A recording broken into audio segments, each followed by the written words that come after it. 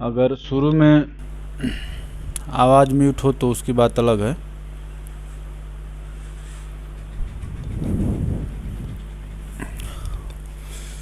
तो ये जो हो गया, हम लोग पढ़ रहे हैं कि गुणनखंड,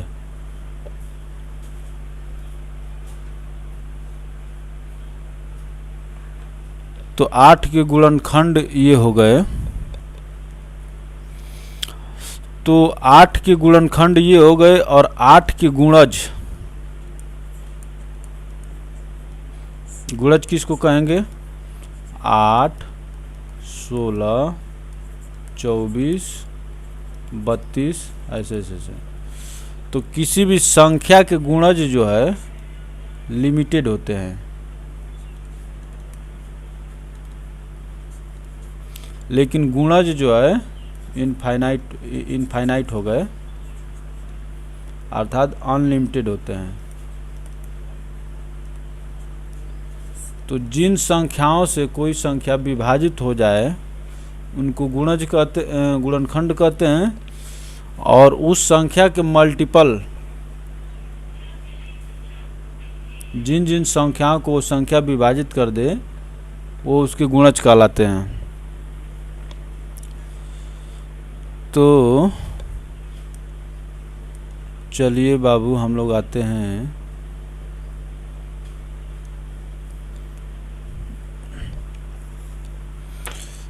तो 8 के गुणनखंड जो है कौन कौन से हो गए? 8 के गुणनखंड जो हो गए 1, 2, 4, 8। तो इनकी संख्या कितनी हो गई बाबू? संख्या जो है कैट हो गई, 4 हो गई।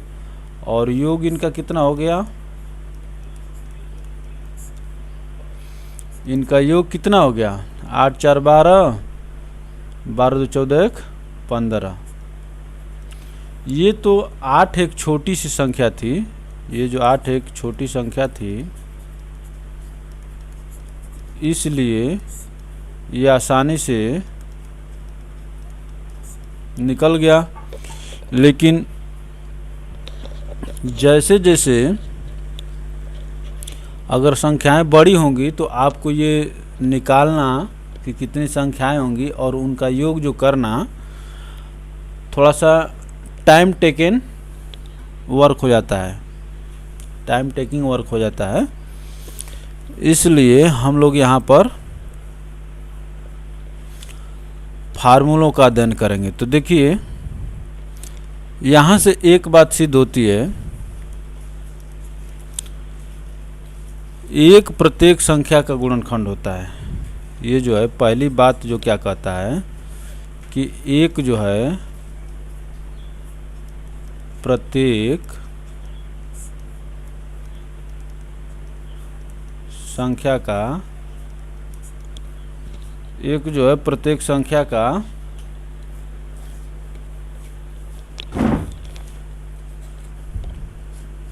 एक जो है प्रत्येक संख्या गुणनखंड होता है।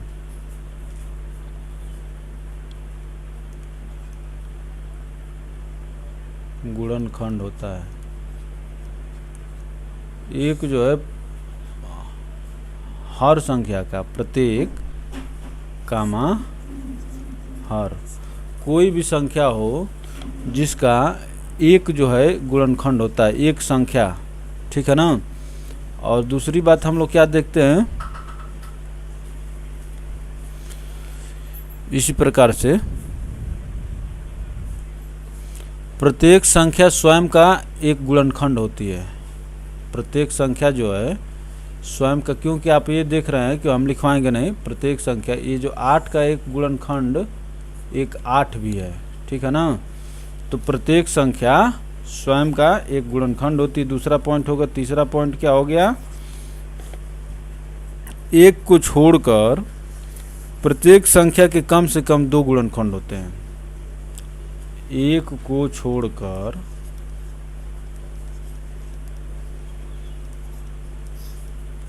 प्रत्येक संख्या के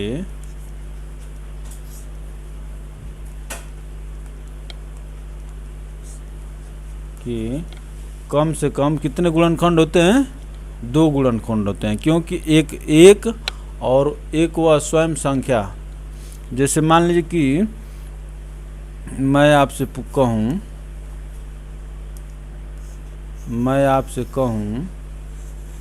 कि 3 के कितने गुणनखंड होंगे। मैं आपसे अगर कहूँ कि 3 के कितने गुणनखंड होंगे, तो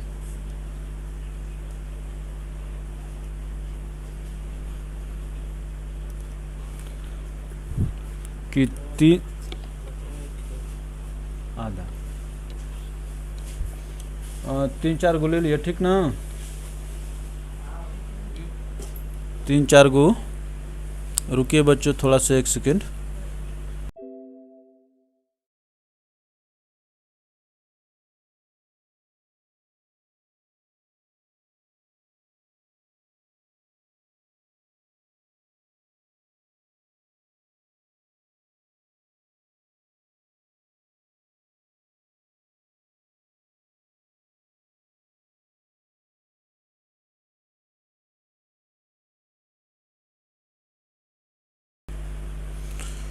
तो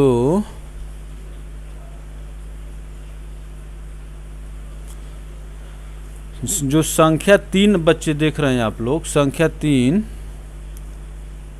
जो 3 देख रहे हैं, तो 3 का गुणनखंड क्या होगा? एक तो एक इसको विभाजित करेगा और एक संख्या 3 स्वयं जो है इसको विभाजित करेगी। तो कोई भी संख्या ले लीजिए,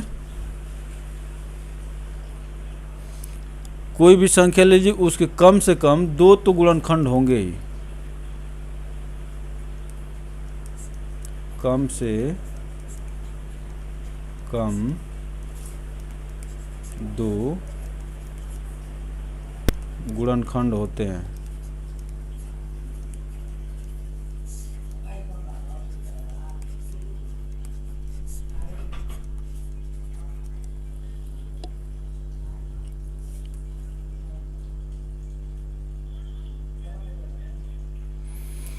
तो हमें आशा करते हैं कि आप लोग को गुणनखंड समझ में आ गया होगा।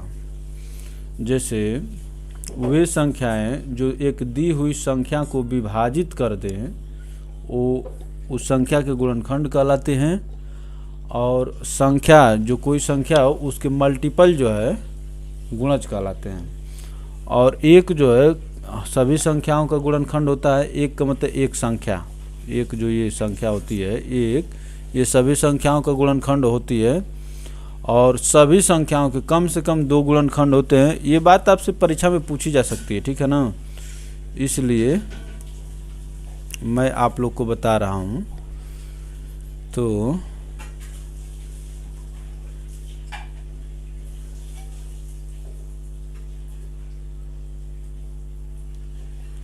अब देखिए,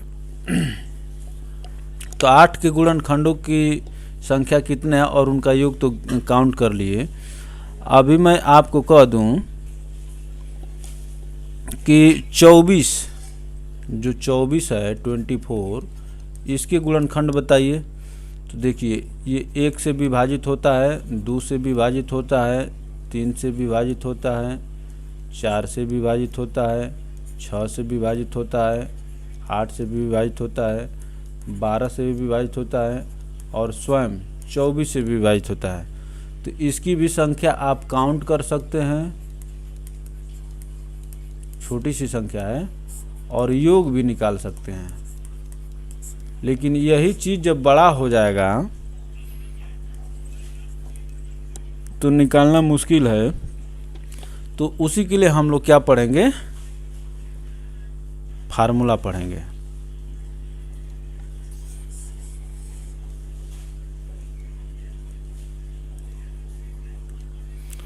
तो फार्मूला क्या है कि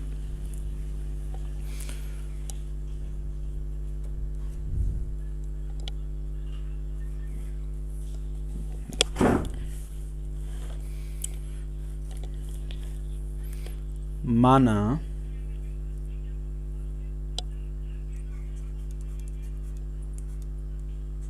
माना कि n जो है एक भाज्य संख्या है।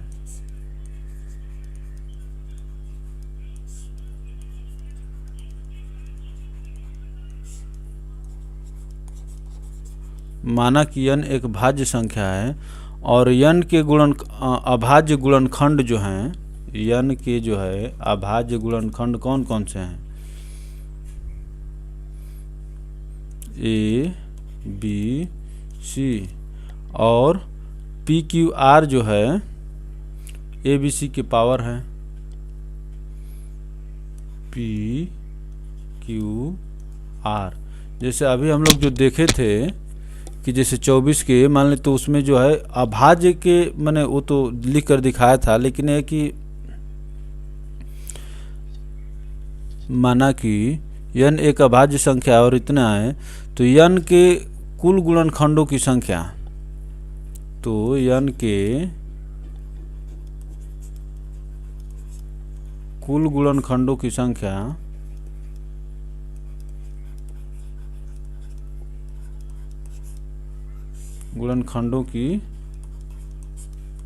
क्या होगी?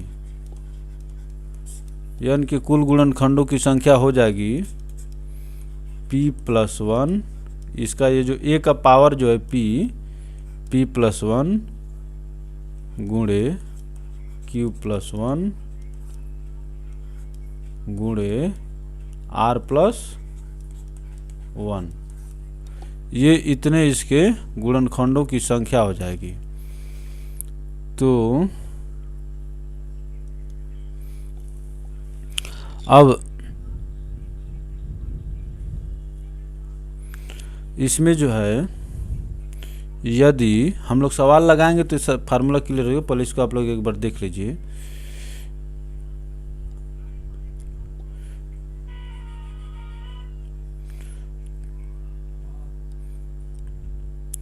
यदि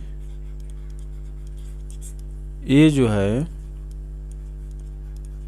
सम अभाज्य गुणनखंड है, यदि ए जो है सम अभाज्य का मतलब जिसका विभाजन ना हो सके, यदि ए सम अभाज्य गुणनखंड है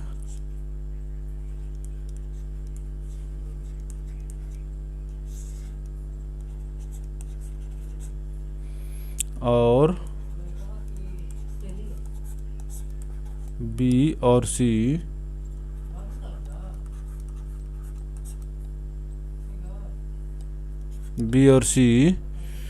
विषम अभाज्य गुणनखंड है, बी और सी विषम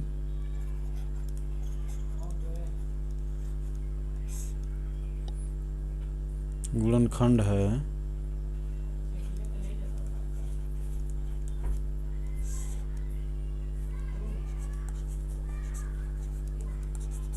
तो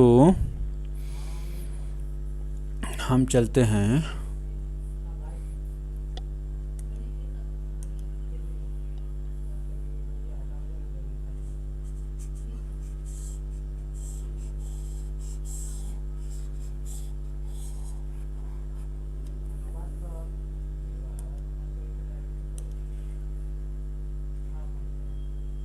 गुणनखंड है। तो देखिए सम गुणनखंडों की संख्या है, ये जो है अगर सम है और बी और सी जो विषम है तो सम गुणनखंडों की संख्या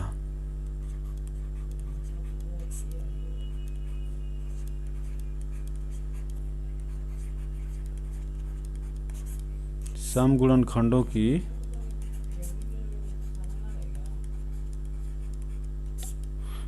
गुणनखंडों की संख्या क्या होगा?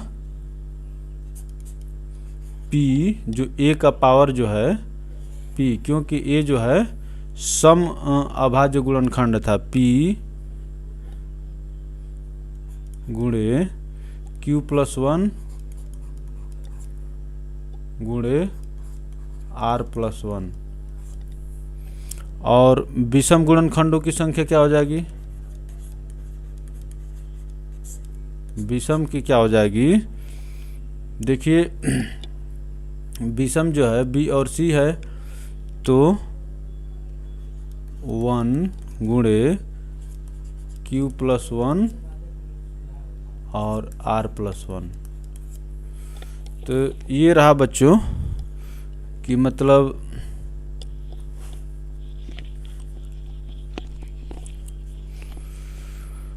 तो मान लीजिए कि n एक संख्या है, इसको एक बार देखते हैं। n एक संख्या है जिसके गुणनखंड जो है a पर पावर p, b पर पावर q, c पर पावर r, जहाँ a b c जो है अभाज्य गुणनखंड संख्याएं हैं कि कुल गुणनखंडों की संख्या क्या हो जाएगी, p+1, q+1 और r+1, इनका गुणा कर देंगे। यदि a एक सम संख्या है, सम अभाज्य गुणनखंड है, और b और c विषम अभाज्य गुणनखंड है, तो सम वाले में क्या होगा, p इसमें 1 नहीं जोड़ेंगे और q+1 कर देंगे और r+1 कर देंगे। और सम वाले में क्या करेंगे, देखिए सम ये जो विषम वाले में क्या करेंगे, ये जो है एक सम संख्या है, तो इसमें ये एक जो है बस प्रतीकात्मक है, इसको न भी लिखे तो कोई मतलब नहीं है, q+1 और r+1। तो ये रहा। अब हम लोग इस पर जब सवाल करते हैं तब आपको समझ में आएगा।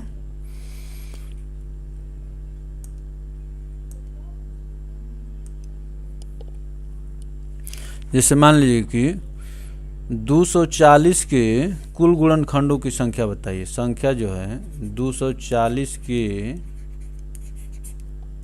कुल गुणनखंडों की संख्या बताइए।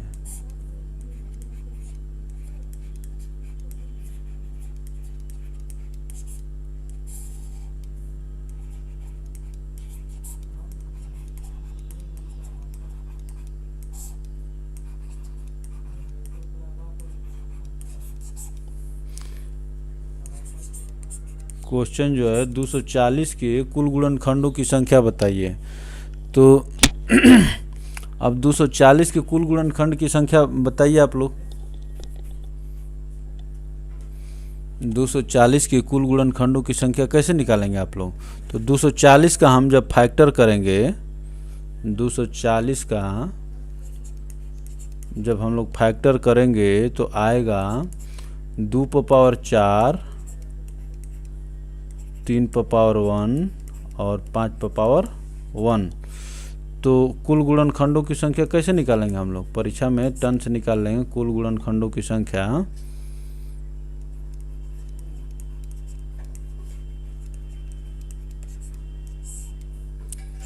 खंडों की संख्या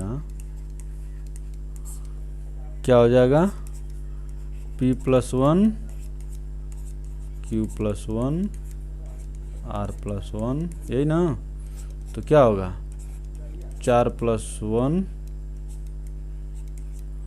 और 1+1 और यहाँ पर भी 1+1 हो जाएगा। 5 2 गुणे 2, 5 दूना के 10, 10 दूना के 20। देख रहे हैं ना? अभी इसका जब आप गुणनखंड करते तो ये बहुत लंबा होता। तो इसी तरह से कुल गुणनखंडों की संख्या क्या हो गया, 20 हो गया। अब इसी प्रकार से सम और विषम गुणनखंडों की संख्या आप निकाल सकते हैं। तो इसमें सम गुणनखंडों की संख्या क्या होगी, आइए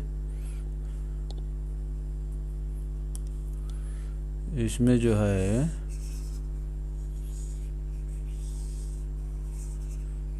सम गुणनखंडों की संख्या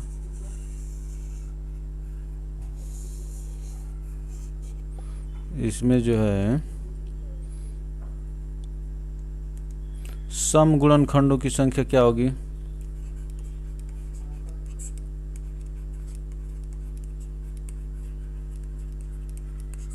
सम गुणनखंडों की संख्या कैसे निकालेंगे बच्चों, बताइए। सम गुणनखंडों की संख्या, सम संख्या क्या है, 2 का पावर लिख दीजिए 4 गुणे यहाँ पर विषम वाला का क्या हो जाएगा, 1 प्लस 1 और 1 प्लस 1, ये 3 वाले के लिए हो गया, ये 5 वाले के लिए हो गया, ये इसके लिए हो गया।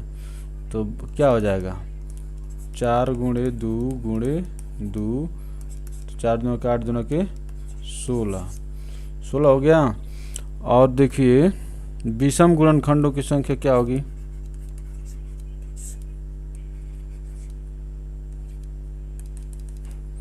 विषम गुणनखंडों की संख्या क्या होगी। तो विषम गुणनखंडों के लिए यहाँ पर 1 लिखिए, सम वाले का पावर कुछ मत लिखिए, या आप चाहें तो ना भी लिख सकते हैं। और विषम वालों को लिखिए पावर 3 पर पावर 1 है तो 1 प्लस 1, और ये 5 पर पावर 1 है तो प्लस 1 प्लस 1 कितना हो जाएगा 2 गुणे 2 बराबर 4। ये बताइए अभी हम लोग जो 20 की कुल गुणनखंडों की संख्या कितनी निकाले थे, कुल जो है 20 निकाले थे। जब कुल 20 निकाले थे तो इसमें क्या है 16 जो है सम हो गए, और प्लस 4 जो है कैसे विषम हो गए, ठीक है ना। 16 जो है सम हो गए और 4 जो है विषम हो गए।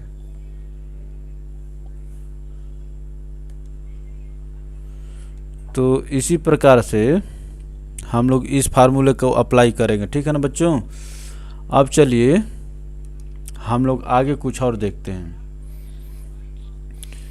इसी प्रकार से जैसे हम लोगों ने देखा था कि n एक भाज्य संख्या है, n एक भाज्य संख्या है और इसके गुणनखंड जो है a पर पावर p और b पर पावर q और c पर पावर r थे, ठीक ना। तो इसमें जो है अब हम गुणनखंडों की संख्याओं का योग देखेंगे, गुणनखंडों का योग। अब तक तो हम लोग गुणनखंडों की संख्या देखे, गुणनखंडों की संख्या क्या हो जाएगा, कुल गुणनखंडों की संख्या p प्लस 1 q प्लस 1 और r प्लस 1 हो गया था। हम लोग थोड़ा इसको वो कर लेते हैं, रिवाइज कर लेते हैं, घबरा कर नहीं पढ़ना है। और सम का क्या था, सम गुणनखंडों की संख्या क्या थी p q plus 1 r plus 1। और जहाँ ये जो है देख रहे हैं कि ये जो सम था और ये जो दोनों कैसे थे विषम थे, उसके लिए ये चीज़ लागू हो रहा है, आप लोग केयर करिएगा। तो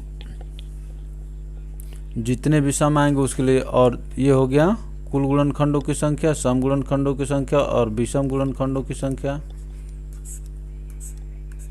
विषम के लिए क्या हो जाएगा q प्लस 1 और r प्लस 1 हो जाएगा। अब यहाँ से हम लोग एक अलग कंसेप्ट पढ़ते हैं। यहाँ से अलग कंसेप्ट क्या है, अब तक तो हम लोग इनकी संख्या निकाले थे, अब मैं कहता हूँ कि कुल गुणनखंडों का योग बताइए। तो कुल गुणनखंडों का योग कैसे निकलेगा,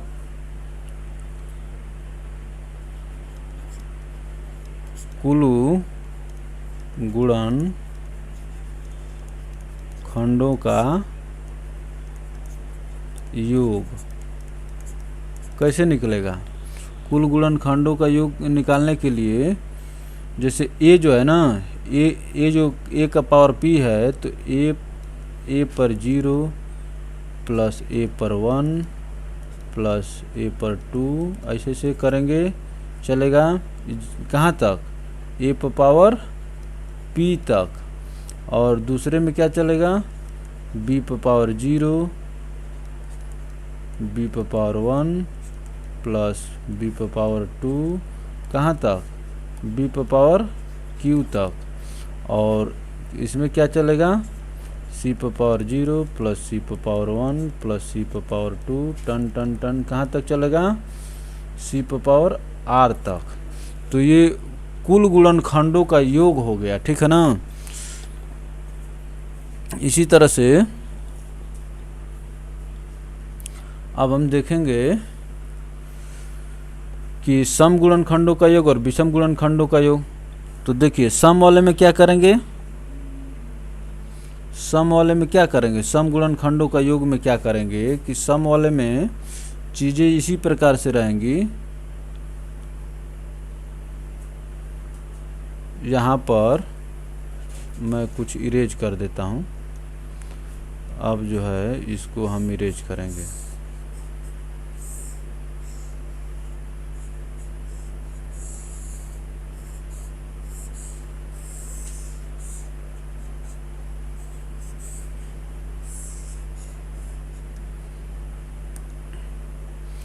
अब जो है बच्चों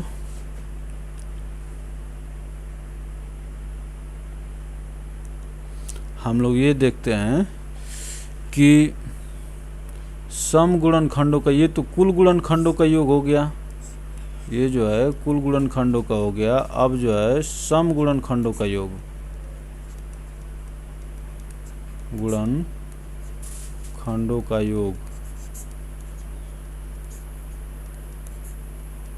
ठीक है ना। सम गुणनखंडों का योग क्या होगा, तो सम गुणनखंडों के योग के लिए क्या करेंगे कि जो सम संख्या, ये जो है सम था ना, और बी और सी कैसा था, विषम था।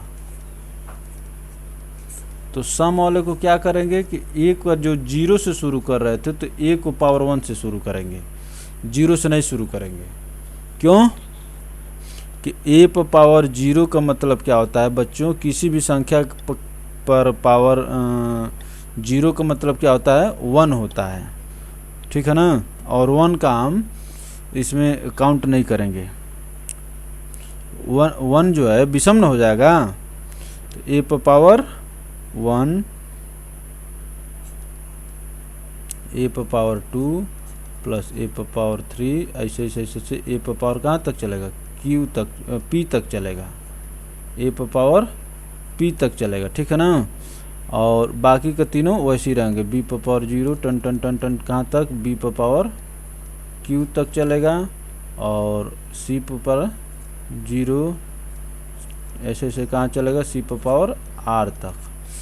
तो सम में क्या होगा, सम गुणनखंडों का योग में जो है ए पर पावर जो 0 जो था यहाँ पर, इसको क्या कर देंगे, कट कर देते हैं, ठीक है ना। अब विषम गुणनखंडों का योग में क्या करेंगे, विषम गुणनखंडों का योग में क्या करेंगे बच्चों, देखो विषम गुणनखंडों का योग जो है उसके लिए क्या करेंगे, विषम गुणनखंडों का योग, विषम गुणनखंडों का योग कैसे निकालेंगे, विषम गुणनखंडों का योग तो सम वाले को छोड़ देंगे पूरा, ठीक है ना, सम वाले को पूरा छोड़ देंगे। क्या करेंगे तो ए पर पावर 0 लिख सकते हैं दिखाने के लिए, ताकि एक ए पर पावर 0 का मतलब क्या हो गया, किसी भी संख्या पर पावर 0 का मतलब 1 होता है, ठीक है ना। तो विषम वाले के लिए क्या करेंगे, लिख दिए, और उसके बाद यहाँ पर क्या करेंगे, बी पर पावर 0 प्लस बी पर पावर 1 टन टन टन, बी पर पावर क्या चलेगा, क्यू गुणे सी पर पावर 0 प्लस सी पर पावर 1 टन टन टन, सी पर पावर आर, ठीक है ना। तो इसको जब हम लोग अभी किससे समझेंगे, इसको जब अभी हम लोग फार्मूले से क्वेश्चन के माध्यम से जब समझेंगे तो ये चीज़ें क्लियर हो जाएंगी। तो अब देखिए, तो मैं आपको बता रहा हूँ कि एक नोट लिख लीजिए, नोट ए पर पावर 0 बराबर 1, जहाँ ए एक वास्तविक संख्या है, where A is a real number, ठीक है ना, A is a real number. तो ये चीज़ याद रखिएगा बच्चों कि ए पर पावर या किसी भी संख्या पर पावर 0 का मतलब क्या होता है, 1 होता है। किसी भी संख्या पर पावर 0 का मतलब क्या होता है, 1 होता है। अब देखिए मैं आपको चलता हूँ कि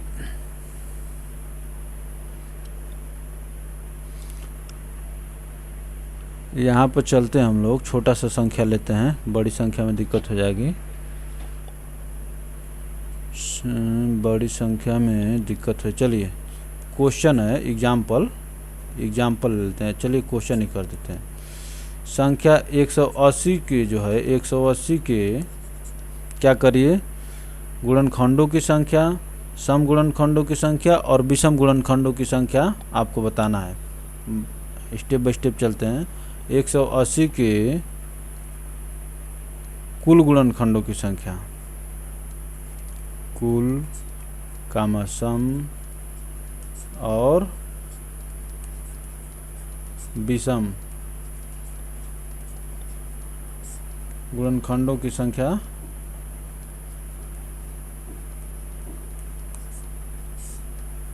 एक 180 के कुल सम और विषम गुणनखंडों की संख्या, 180 के कुल सम और विषम गुणनखंडों की संख्या ज्ञात कीजिए।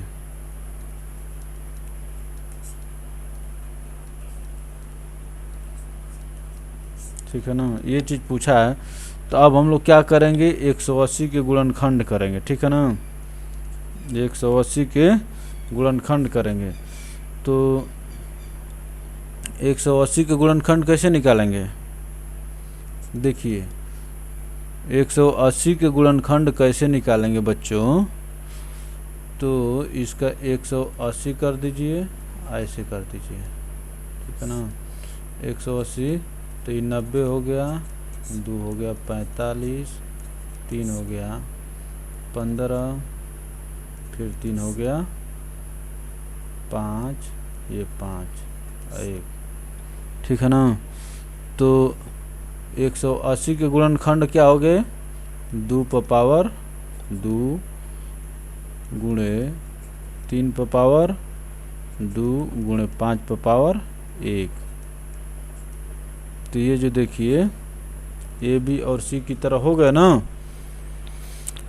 तो इसमें जो बच्चों, हेलो, इसमें जो है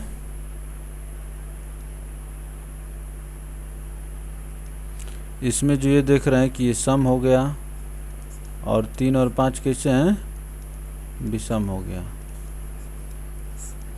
तो मैं ये कह रहा हूँ कि कुल गुणनखंडों की संख्या कितनी हो जाएगी, ये 2 का पावर 2 है तो 2 + 1 और 3 का भी पावर 2 है तो 2 + 1 और 5 पर पावर 1 है तो 1 + 1। मैंने पी की बार में p + 1 q + 1 r + 1 यही था ना। तो ये 3, इसको गुणा कर दीजिए बच्चों, 3 गुणे 3 गुणे 2, 3 × 9 9 दूना 18। कुल गुणनखंडों की संख्या कितनी हो जाएगी, 18। कुल गुणनखंडों की संख्या कितनी हो जाएगी।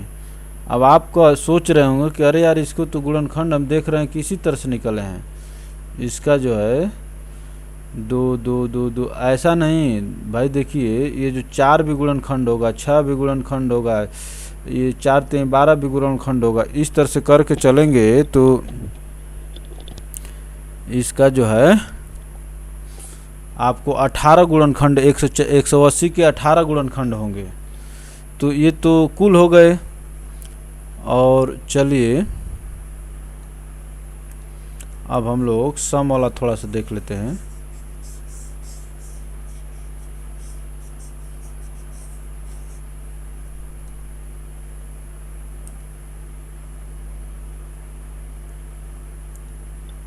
सम गुणनखंडों की संख्या देख लेते हैं। तो सम वाले कितने होंगे,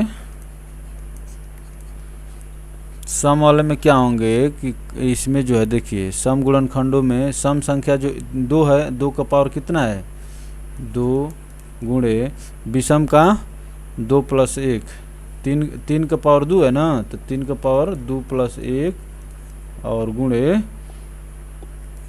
वो 1 का पावर 1, 5 का पावर 1 है, 1 का पावर 1 होगा बच्चों, तो बराबर 2 गुणे 3 गुणे 2, 3 दूना के 6, 6 दूना के 12, सम वाले 12 हो गए। अब विषम वाला निकाल लीजिए, तो विषम गुणनखंडों की संख्या क्या होगी, केवल विषम वाला कर लीजिए, तो 2 का पावर 1 3 हो गया और 5 का पावर 1 2 हो गया, 3 दूना के 6, देखिए इसको 6 करिए तो 12 6 18, ये मिलकर जो है इसको बता रहे हैं कि सम और विषम दोनों को जोड़ दे रहे हैं तो 18 हो जा रहा है। ठीक है ना बच्चों। अब हमको क्या करना है कि 180 के जो है सभी गुणनखंडों का योग निकालना है।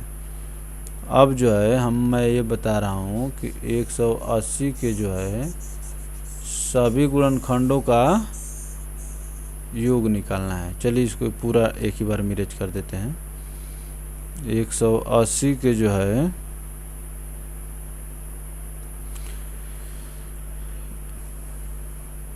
के गुणनखंड क्या थे, 180 के गुणनखंड क्या थे, 2 पर पावर 2, 3 पर पावर 2 और 5 पर पावर 1। ये ऐसे नहीं बच्चों, ये गुणाई करो, ठीक है ना, तब ना होगा। ये जो है गुणाई करिए,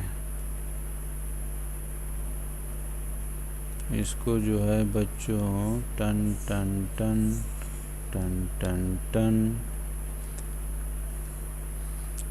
2 पर पावर 3 ऐसे कर दीजिए। तो कुल गुणनखंडों का योग, संख्या तो आप देख ली थी, संख्या 18, सम वालों की कितनी होगी थी 12, विषम वालों की कितनी होगी 6, 12 6 18 हो गया।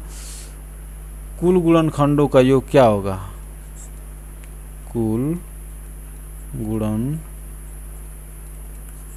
का योग, कुल गुणनखंडों का योग तो हम लोग ये पढ़े थे कि वही, तो ए पर पावर 0, तब चलिए हम फार्मूला नहीं लिखें, 2 पर पावर 0 प्लस 2 पर पावर 1 प्लस 2 पर पावर 2 तक गुणे 3 पर पावर 0 प्लस 3 पर पावर 1 प्लस 3 पर पावर 2 तक गुणे 5 पर पावर 0 प्लस 5 पर पावर 1 तक। कुल गुणनखंडों का योग निकलेगा। तो 2 पर पावर 0 का मतलब क्या हो गया 1, आइए क्या हो गया 2 का में 2 प्लस 4, ठीक ना, और इसका क्या हो गया 1 प्लस 3 प्लस 9, इसका क्या हो गया 1 प्लस 5। अब ये देखिए क्या हो गया 4 2 6 1 7 हो गया, 9 1 10 3 13 हो गया, गुणे 5 1 6 हो गया। तो ये जो कुल गुणनखंडों की संख्या योग जो है कितना हो जाएगा, इसको जो आप गुणा कर देंगे 7 42 गुणे 13, तो ये जो है कुल गुणनखंडों का योग है। 13 दूना के 26 को 6, हाथ में लगल 2, 13 चौके 52 और 52 2 54, ये आपका इसकी कुल गुणनखंडों का योग प्राप्त हो गया। ये जो है 180 के कुल गुणनखंडों का योग प्राप्त हो गया। मैं देखा हूँ कैसे प्रश्न आते हैं और बच्चे सॉल्व नहीं कर पाते हैं, उसी प्रकार से इसके केवल सम गुणनखंडों का योग कैसे निकालना है, इसके सम गुणनखंडों का योग कैसे निकालना है बच्चों।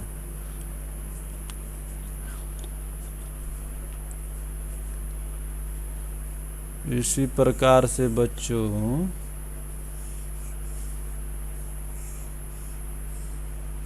इसके सम गुणनखंडों का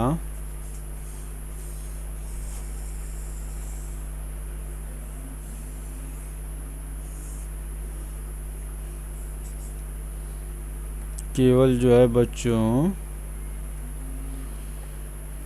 सम गुणनखंडों का योग, सम संख्या क्या है 2 है, सम है, और ये 3 और 5 कैसे हैं बच्चों विषम है।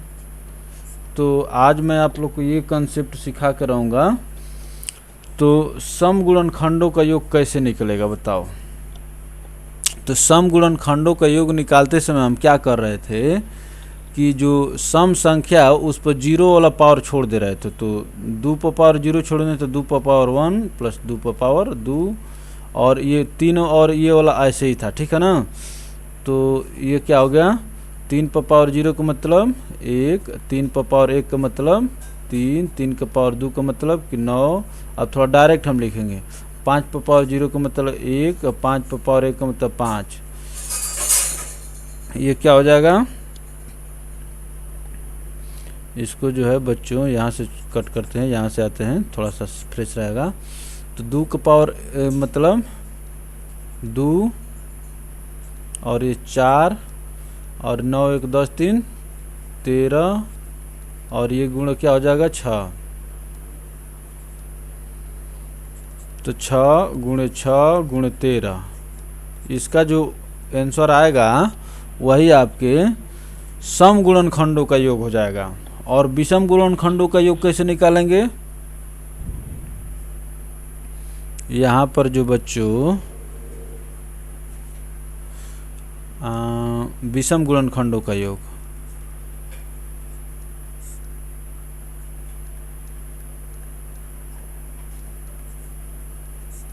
विषम गुणनखंडों के योग क्या करेंगे, तो सम वाले को पूरा छोड़ देंगे। विषम निकालने के लिए सम वाले को पूरा छोड़ देंगे। तो विषम में क्या आया था बच्चों, 13 गुणे 6 हो जाएगा, 13 गुणे 6। तो आज यही 2 कंसेप्ट मुख्य रूप से गुणनखंड वाले में पूछे जाते हैं। गुणनखंडों की संख्या, कुल गुणनखंडों की संख्या, सम गुणनखंडों की संख्या, विषम गुणनखंडों की संख्या, और कुल गुणनखंडों का योग, सम गुणनखंडों का योग, और विषम गुणनखंडों का योग। ठीक है ना बच्चों। तो इस प्रकार से ये कहानी चलती है। आइए एक और प्रश्न हम आप लोग को दिखाते हैं।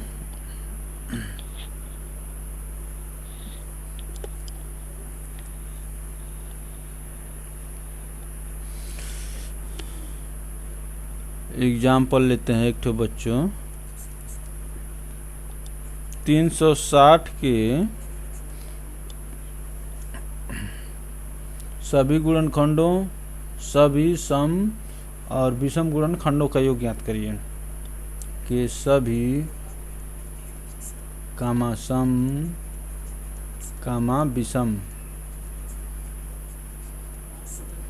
गुणनखंडों का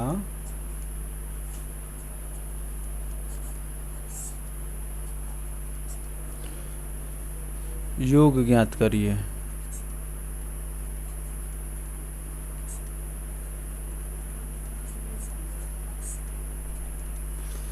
आ जाओ बच्चों, आ जाओ। तो सॉल्यूशन आ जाओ भैया, सॉल्यूशन। तो 360 का हम लोग क्या निकालेंगे बच्चों, गुणनखंड निकालेंगे। ठीक है ना। तो 360 का गुणनखंड कैसे निकालें, थोड़ा इसको मौखिक निकालते हैं। ठीक ना। 2 180 हो जाएगा, 2 90 हो जाएगा, 2 45 हो जाएगा। अब 45 बचा ना, 3 हो जाएगा, 15, फिर 3 हो जाएगा, फिर 5 हो जाएगा। आप लोग ये मत सोचिए कि उसी तरह से निकालना पड़ेगा। क्या हो जाएगा, अरे भैया 2 से भाग दे दी तो 180 बचा, 180 से भाग दी तो 90 बचा, 90 में 2 से भाग दी तो 45 बचा, 45 में 3 से भाग दी तो 15 बचा, 15 में 3 से भाग दी तो 5 बचा। काम ख़त्म। तो 2 पर पावर 3 गुणे 3 पर पावर 2 गुणे 5 पर पावर 1, यही 360 का गुणनखंड होगा। ठीक है ना। तो अभी जो है सभी गुणनखंडों का योग कैसे निकालेंगे, सभी गुणनखंडों का योग, योग जो है कैसे निकालेंगे बताइए। तो सभी गुणनखंडों का योग जो है तो 2 पर पावर कहाँ से शुरू करें, 0 से। तो 1 2 और 2 पर पावर 2 का मतलब 4, 2 का पावर 3 का मतलब 8। फिर 3 पर लिख लीजिए, 3 पर पावर 0 का मतलब 1, 3 पर पावर 1 का मतलब 3, 3 पर पावर 2 का मतलब 9 और 5 पर पावर 0 का मतलब कि 1 और 5 पर पावर 1 का मतलब कि 5। ठीक है ना बच्चों। अब देखिए इनका छोड़िए, 8 2 10, 10 5 15 और ये क्या 9 1 10 3 13 और ये क्या हो जाए 5 1 6। इन दोनों का गुणा कर दे, 15 छक्का 90। आइए हो गया 13, 13 नवा बताओ बच्चों, 13 नवा 17 से 170। 170 का मतलब 117 हो गया। 13 17 से 13 में 130। अरे भैया अगर जिसको 13 का 10 बार पढ़ा नहीं है तो भाई 0 का तो 0 हो जाएगा, और 13 का 9 बार पढ़ा नहीं तो 13 दाम में क्या होता है 130 और 9 बार है तो 13 घटा दो, क्या हो जाएगा 117। 13 9 17 से होता है 117। तो यही जो है सभी गुणनखंडों का योग हो गया। ठीक है ना।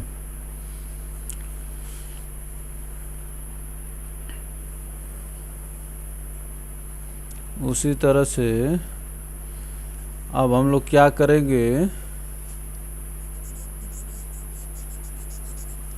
कि थोड़ा सा देखते हैं यहीं पर कहीं जगह निकाल करके बच्चों, थोड़ा सा देखते हैं तुम्हारा काम करता है कि नहीं।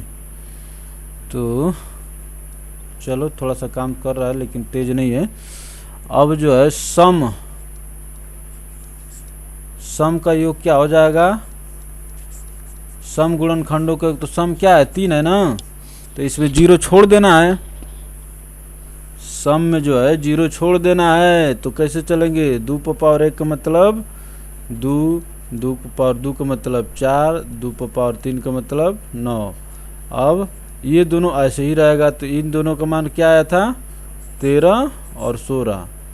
तो 13 गुणे 16। ये थोड़ा सा स्पष्ट नहीं हो रहा है लेकिन हम देख लेते हैं। अब इसको थोड़ा चेंज कर लेते हैं। तो अब देखिए क्या हो जाएगा, 9 4 13, 13 2 15। ना ना ना ना ना ना 8 4 12, 12 4 16, 16 1 17। बच्चों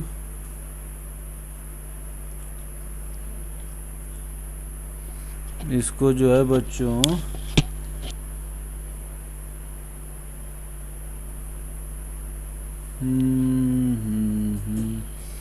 8 4 12, 12 2 14 15। ठीक तो है बच्चों, 8 4 12 2 14 15 सही है। तो चलिए इसको देख लेते हैं। तो जब हम 2 पर पावर 1 किए हैं तो 2 पर पावर 1 ये हो गया, और 2 पर पावर 2 का मतलब 4 हो गया, 2 पर पावर 3 का मतलब 9 हो गया। तो 9 4 13, 13 2 15। तो ये जो है 2 पर पावर 3 का मतलब बच्चों 8 होगा। देखिए आप लोग भी बता नहीं रहे हैं, कैलकुलेशन मिस्टेक जो है ह्यूमन मिस्टेक हो सकती है। ठीक है ना। तो 8 4 मैं भी कहूँ कि भाई जब 2 का पावर 0 लेने पर 1 होता है उसका भी मान 15, इसका भी मान 16 आ रहा है। 8 4 12 2 14 हो गया। 8 4 12 2 14 गुणे 13 गुणे 16। आप लोग निकाल लेंगे इसको। ठीक है ना। गुणा करके मैं इसको लिख देता हूँ। अच्छा चलिए आप लोग गुणा करके देख लीजिए। इसका जो आएगा 1092 आएगा। ठीक है ना। अब जो ये सभी का हो गया, ये सम का हो गया। अब हमको क्या चाहिए बाबू, विषम का चाहिए। तो विषम के लिए अब हम क्वेश्चन को थोड़ा सा इरेज कर देते हैं।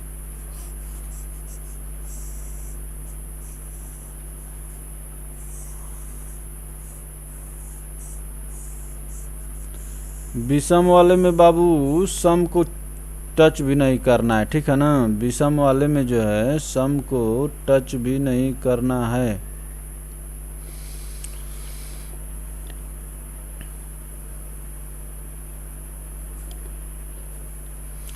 तो देखिए विषम गुणनखंडों का योग, विषम गुणनखंडों का योग। तो विषम गुणनखंडों का योग के लिए हम लोग क्या करेंगे बच्चों, बताओ। ए पावर 0 था ना, तो 2 पावर 0 का मतलब कुछ नहीं, 1 होता है। और उसके बाद विषम वालों का, जैसे ये 3 वाले का पावर और 5 वाले का पावर क्या आया था, 13 और 6 आया था। 13 और 6, जिसको नहीं समझ में आ रहा वो पीछे फार्मूला पलट के देख लेगा, ठीक है ना।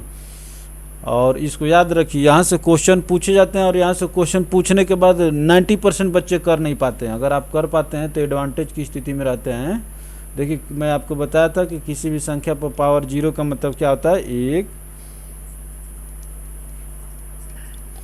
तो 13 छक क्या होता है बच्चों, 13 छक 78।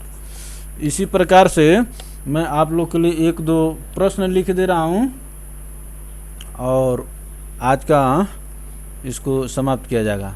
मैं आप लोग को प्रश्न लिख दे रहा हूँ, आप लोग उसका प्रश्न सॉल्व करके उत्तर मिला लीजिएगा। ये जो बच्चों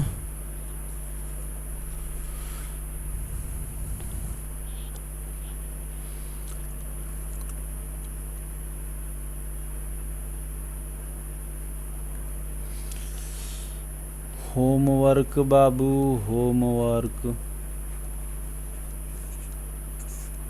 होमवर्क करके मिला लीजिएगा। तो क्या है बाबू, ठीक है ना। ये जो 540 लिख लीजिए, क्वेश्चन 1 है। क्वेश्चन 1 क्या कहता है, 540 जो संख्या है कि सभी गुणनखंडों की संख्या बताइए। 540 के सभी गुणनखंडों की संख्या बताइए।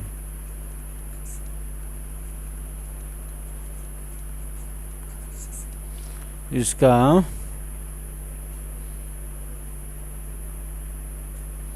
क्वेश्चन नंबर 2 कर देते हैं। क्वेश्चन नंबर 2 कर देते हैं बाबू। इसका आप लोग आंसर चेक कर लीजिएगा। आंसर होगा सभी गुणनखंडों की संख्या कितनी होगी, 6 होगी, ठीक है ना। 540 के सभी गुणनखंडों की संख्या जो क्या होगी, 6 होगी। ये आंसर है, आप लोग बाद में चेक कर लीजिएगा ताकि आपको आ पा रहा है कि नहीं। और इसमें भी एक क्वेश्चन है कि 2 पर पावर 3 गुणे 5 पर पावर 7 गुणे 21 पर पावर 4 गुणे 10 पर पावर 8 के कुल गुणनखंडों की संख्या बताइए। कुल गुणनखंडों की संख्या बताइए।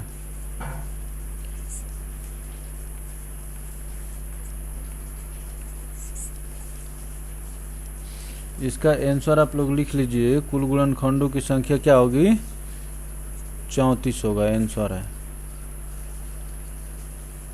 ठीक है ना। अब आपको कन्फ्यूजन हो रहा होगा, मैं थोड़ा आपको हिंट भी कर देता हूँ कि ये 21 आ गया ना, तो 21 को 7 और 3 में तोड़ दीजिएगा। और ये 10 आ गया, 10 को किस में तोड़ देंगे, 2 और 5 में तोड़ देंगे। तो एक प्रकार की संख्याओं को एक जगह कलेक्ट करके आप उसको सॉल्व कर लीजिएगा। और गुणनखंड चैप्टर में यही 4 कंसेप्ट थे। मैं 3 संख्या पूछने के और 3 योग निकालने के। और बाकी का जो अब हम लोग अगला चैप्टर देखेंगे, फिर बाद में प्रैक्टिस करते रहेंगे, ठीक है ना बच्चों। तो इसको जो है आप लोग अच्छे से देखते रहिए, बहुत ही महत्वपूर्ण चैप्टर है। तो आज के लिए धन्यवाद। और कहने का मतलब ये है कि लाइव अपडेट बने रहने के लिए मान ली कि जब मैंने मेरे स्टडी विथ मस्ती जब लाइव आए चैनल जो है, तो उस पर आपको जो है